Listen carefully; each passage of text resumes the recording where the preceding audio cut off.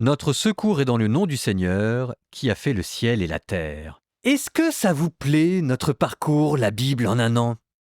Alors, je vous dévoile un petit secret du making-of, là. En ce moment, j'ai devant moi le logiciel que j'utilise. Si vous voulez tout savoir, on utilise le logiciel Audition. Je dis ça parce qu'il y a souvent beaucoup de personnes qui me demandent quel logiciel on utilise. Puis ça me permet de vous dire aussi que si jamais vous voulez nous aider, faut pas hésiter parce que mon petit logiciel Audition, il est pas gratuit.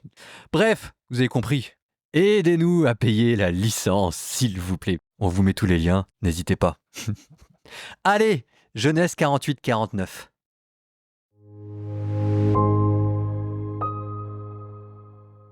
Or, après ces événements, on dit à Joseph, « Voici que ton père est malade. » Il prit avec lui ses deux fils, Manassé et Éphraïm.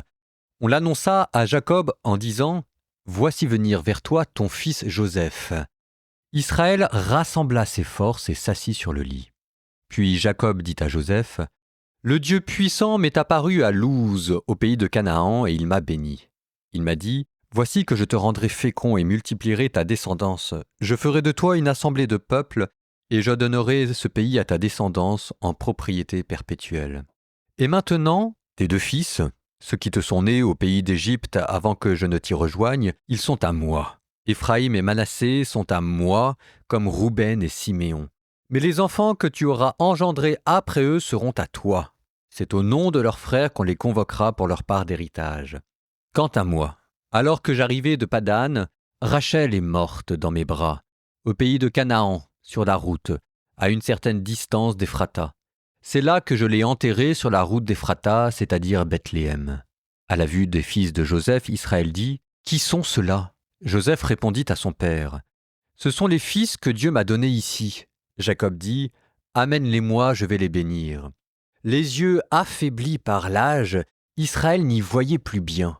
Joseph fit approcher ses fils, Israël les embrassa et les étreignit, puis il dit à Joseph, « Je ne pensais plus revoir ton visage, et voici que Dieu m'a même fait voir ta descendance. » Joseph retira ses fils des genoux de son père et se prosterna face contre terre.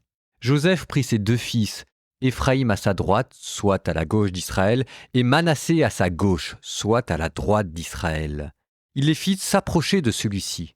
Israël posa sa main droite sur la tête d'Éphraïm, qui était le cadet, et sa main gauche sur la tête de Manassé. Il avait croisé ses mains. Or, c'était Manassé qui était l'aîné. Ensuite, il bénit Joseph en disant, « Que le Dieu en présence de qui ont marché mes pères Abraham et Isaac, que le Dieu qui fut mon berger depuis que j'existe et jusqu'à ce jour, l'ange qui m'a libéré de tout mal, qu'il bénisse ces garçons.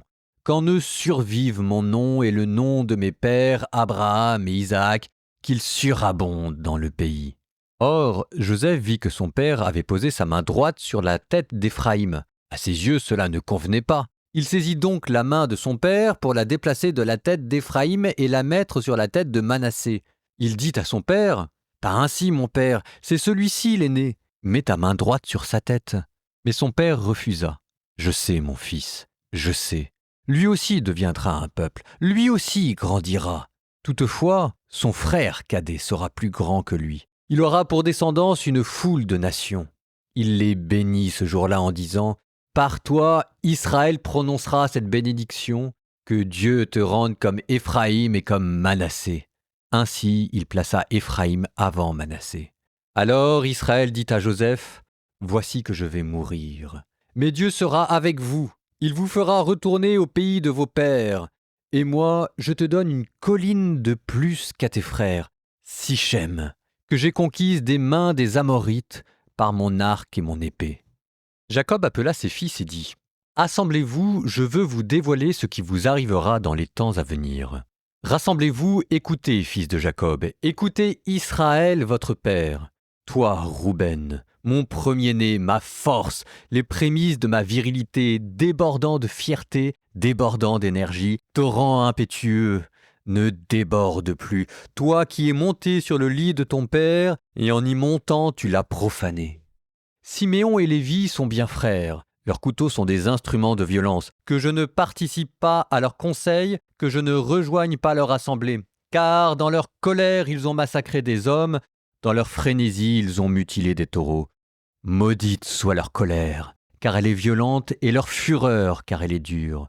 Je les démembrerai en Jacob, je les disperserai en Israël. Judas, à toi! Tes frères rendront hommage. Ta main fera plier la nuque de tes ennemis et les fils de ton père se prosterneront devant toi. Judas est un jeune lion. Tu remontes du carnage, mon fils, il s'est accroupi, il s'est couché comme un lion, ce fauve, qui le fera lever? Le sceptre royal n'échappera pas à Judas, ni le bâton de commandement à sa descendance, jusqu'à ce que vienne celui à qui le pouvoir appartient, à qui les peuples obéiront. Il attache à la vigne son ânon, au cep le petit de son ânesse. Il foule dans le vin son vêtement, dans le sang des raisins son manteau. Ses yeux brillent plus que le vin, ses dents sont plus blanches que le lait. Zabulon habitera au bord de la mer. Il voyagera au bord des vaisseaux et ses confins toucheront à Sidon. Isaacar est un âne robuste, accroupi entre deux enclos. Il constate que le repos est agréable et le pays plaisant. Il tend l'échine au fardeau. Il est bon pour la corvée d'esclaves. Dan jugera son peuple comme l'une des tribus d'Israël. Que Dan soit un serpent sur la route, une vipère sur le sentier qui mord le cheval au talon et son cavalier tombe à la renverse. En ton salut, j'espère, Seigneur. Gad, des attaquants l'attaquent, et lui porte l'attaque au talon. Asher, son pain est savoureux, il fournit des mets de roi. Nephtali est une biche en liberté qui donne de beaux petits faons. C'est une plaine fertile que Joseph, une plante fertile près d'une source.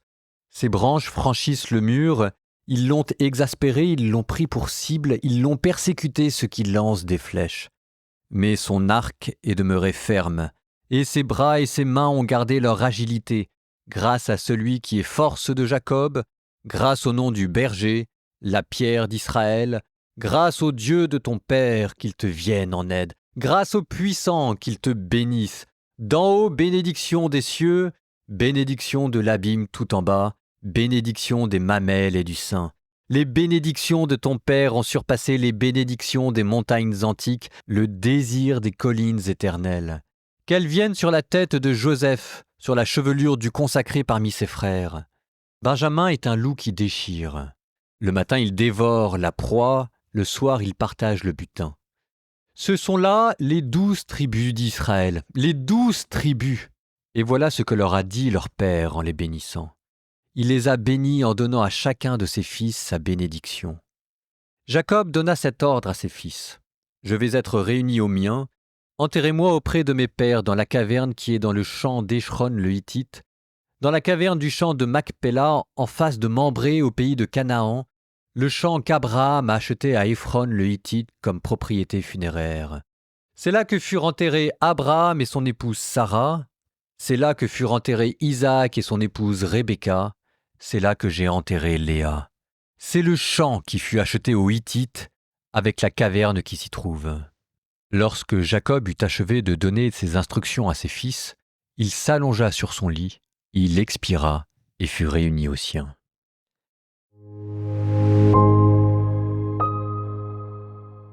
Nous assistons avec une certaine mélancolie, voilà le terme, à la mort, ou en tout cas aux derniers instants de Jacob. Il y a toujours des connotations géopolitiques dans tous ces récits, donc là il est question des deux fils de Joseph, Manassé et Éphraïm, que Jacob va adopter, ce qui veut donc dire qu'il va les reconnaître comme tribus juives à part entière. Mais vous voyez simplement que, parvenu à ce stade-là de sagesse et de sagacité, Joseph est capable de voir dans l'avenir ce qui va se passer avec ses deux enfants et de leur donner sa bénédiction dans l'ordre préférentiel qui n'est pas l'ordre naturel. On a l'impression de revivre ici ce qu'il s'était passé avec Isaac, Jacob et Ésaü, sauf que Ésaü sait maintenant ce que veut dire que le droit d'aînesse, ce que ça veut dire que de se faire voler le droit d'aînesse pour le donner à un autre, et avec sa sagesse et ses souffrances, il entrevoit le futur, et ainsi le patriarche bénit en sens inverse Manassé et Éphraïm. C'est un certain idéal de sagesse qui est présenté ici.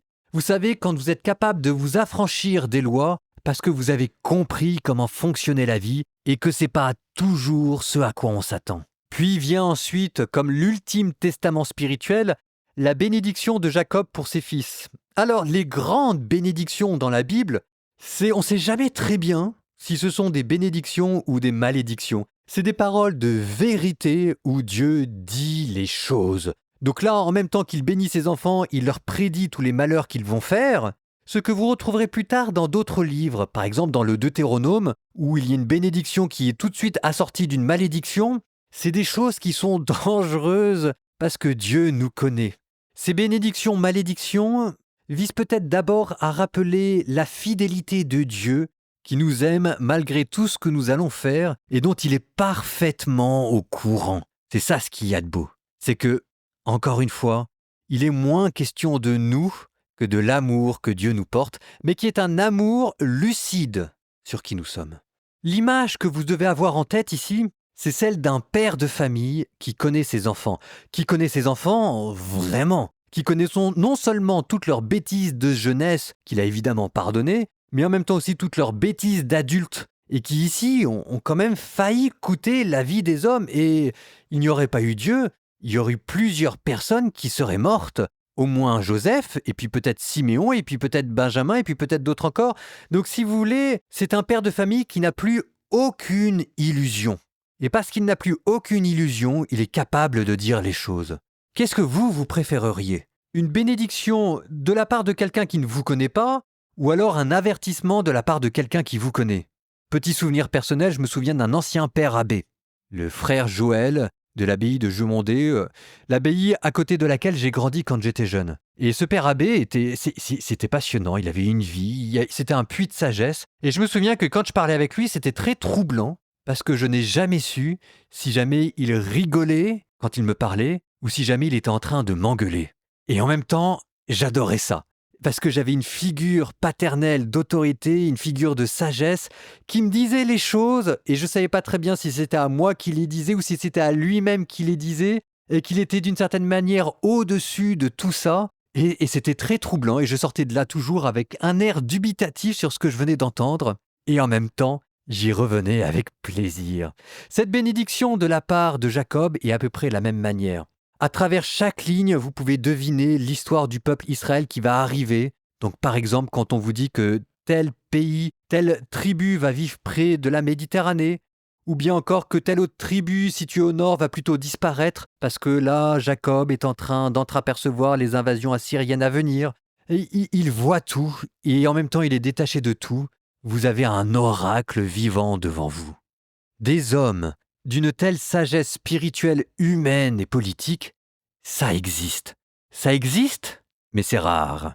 Et ce que vous dit en fait la Bible, c'est que pour en devenir un, il faut passer par beaucoup d'épreuves, il faut commencer par être roublard pour ensuite avoir peur pour les siens, et ensuite passer beaucoup d'années à pleurer en se demandant « mais où va le monde ?» Salomon, dans un des livres sapientieux de la Bible, dira en son temps « beaucoup de sagesse, c'est beaucoup de soucis ». Nous terminons par une transition poétique. Proverbe 6, 20 à 25.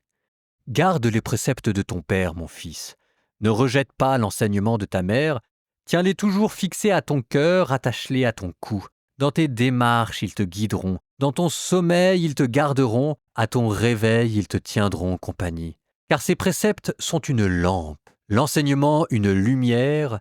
Instruction et discipline sont un chemin de vie. Ainsi tu seras gardé de la femme mauvaise, des propos enjôleurs de l'étrangère. Ne convoite pas sa beauté dans ton cœur, ne succombe pas à ses œillades.